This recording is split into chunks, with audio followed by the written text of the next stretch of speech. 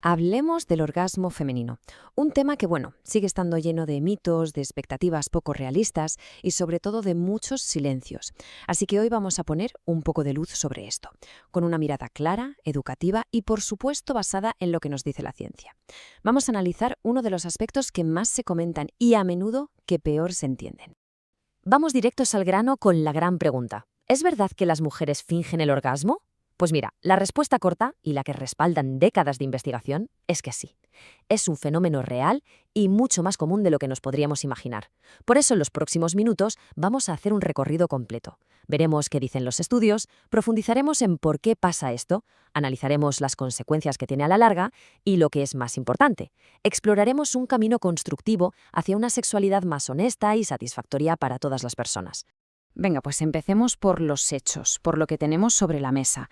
Y quiero que quede claro que no vamos a hablar de anécdotas o de lo que se dice por ahí. No, nos vamos a basar en lo que se ha estudiado en sexología, que es mucho. Y los datos, la verdad, es que pintan un cuadro muy claro de la situación. Fijaos en esta cifra, entre un 60 y un 80%. Es un número enorme, ¿verdad? Pues esto es lo que revelan muchísimas investigaciones, publicadas en revistas científicas de referencia como el Journal of Sex Research. Nos dicen que entre el 60 y el 80% de las mujeres admiten haber fingido un orgasmo al menos una vez en su vida. Un dato tan alto ya nos está diciendo algo importante, que no es solo una decisión individual aislada, sino que hay raíces más profundas detrás. Y ojo, porque no estamos hablando de algo que pasó una vez y ya está. Para un grupo bastante significativo, que está entre el 20 y el 30%, fingir no es una anécdota, se ha convertido en un comportamiento ocasional o incluso frecuente dentro de sus relaciones. Y esto ya nos empieza a hablar de un patrón, de una forma de comunicarse que se está estableciendo. Este fenómeno, además, se entiende mucho mejor si miramos el panorama general. Y aquí nos encontramos con algo que los expertos llaman la brecha orgásmica.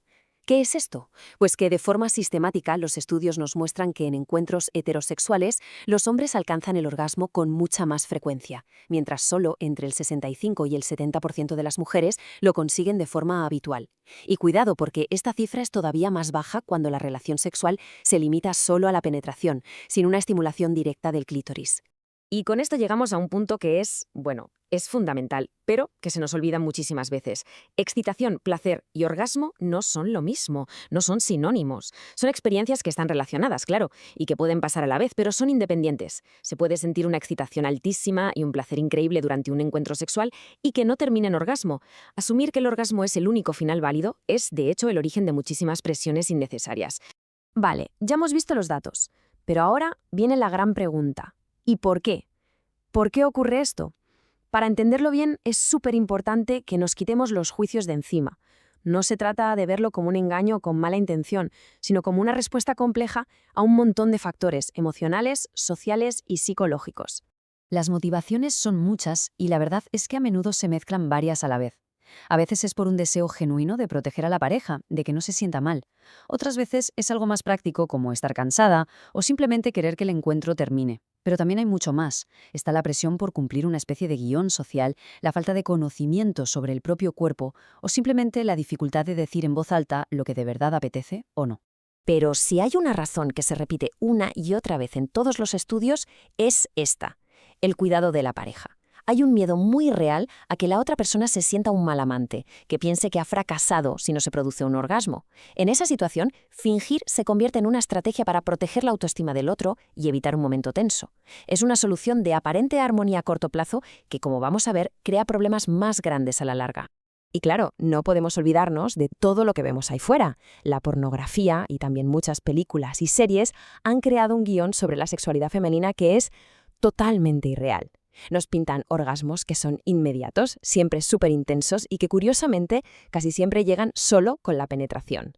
Este guión choca de frente con la fisiología y la realidad de la mayoría de las mujeres. ¿Y qué pasa? Pues que genera una presión brutal por actuar y cumplir con esa fantasía. Entonces, ¿dónde está el verdadero problema de todo esto? Pues mirad, el problema no es tanto el acto aislado, que se finja una vez. El lío viene cuando deja de ser una excepción y se convierte en un hábito, en un patrón de comportamiento dentro de la relación.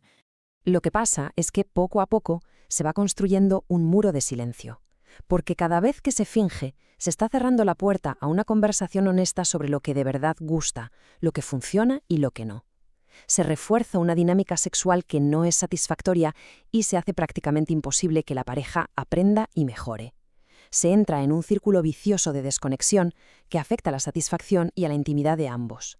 Pero, y esta es la parte importante, la buena noticia es que de este círculo se puede salir. Hay otra forma de hacer las cosas, un camino que se aleja de esa presión por rendir y que se centra en lo que de verdad importa, la conexión, el autoconocimiento y, por encima de todo, la comunicación honesta. El cambio de mentalidad tiene que ser total. El primer paso, que es la base de todo, es el autoconocimiento, explorar el propio cuerpo para entender qué es lo que genera placer. El segundo es desmontar esa idea de que el orgasmo es una meta obligatoria en cada encuentro. Y el tercero, que une todo lo anterior, es crear un espacio seguro en la relación para poder hablar de sexo con naturalidad, sin miedos ni vergüenza. Y con esta reflexión terminamos. Porque la clave, quizás, no está en perseguir un resultado final, sino en redefinir el éxito, en entender el placer no como un destino al que hay que llegar, sino como un camino que se explora y se construye en compañía, basado en la curiosidad, la conexión y una comunicación auténtica.